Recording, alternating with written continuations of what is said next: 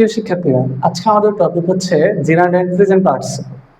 Gerund এবং present participle এই দুটি জিনিস ভার্বের সাথে আইএনজি যুক্ত হয়ে গঠিত। ভার্বের সাথে আইএনজি যুক্ত হয়ে যখন নাউনের কাজ করে তখন তাকে আমরা জেরান্ড বলি, আর ভার্বের সাথে আইএনজি যুক্ত হয়ে যখন অ্যাডজেক্টিভের কাজ করে তখন তাকে আমরা পার্টিসিপল অথবা প্রেজেন্ট পার্টিসিপল।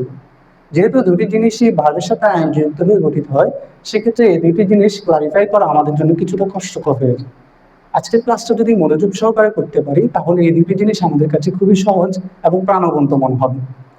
আমরা প্রথমে একটি ভার্ব বোর্ডে লক্ষ্য করলে দেখতে পাবো, ভার্বটা হচ্ছে সুইম। সুইম অর্থ হচ্ছে সাঁতার কাটা। যেহেতু সাঁতার কাটা বোঝাচ্ছে তার মানে একটা কাজ হয়েছে। আর আমরা জানি যে সকল ওয়ার্ড দ্বারা কোনো কাজ করা বোঝায় সেটিকে ভার্ব বলা হয়। প্রথমত আমরা এই ভার্বের সাথে আইএনজি যুক্ত হয়ে তাকে নাউন করি।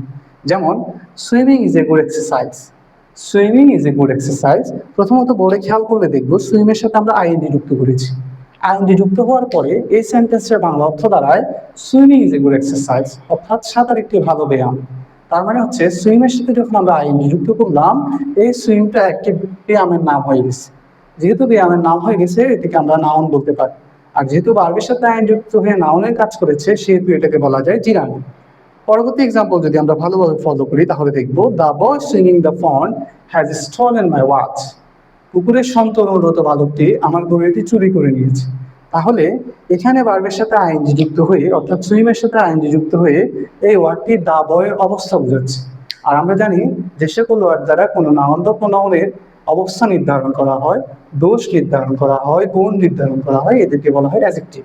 যেহেতু ভার্বের সাথে আইএনজি যুক্ত হয়ে এটা অ্যাডজেক্টিভ হয়ে গেল, সেটাকে আমরা বলতে পারি প্রেজেন্ট পার্টিসিপল। আশা করি ক্লাসটা তোমরা ভালো করে বুঝেছো। ধন্যবাদ সবাইকে।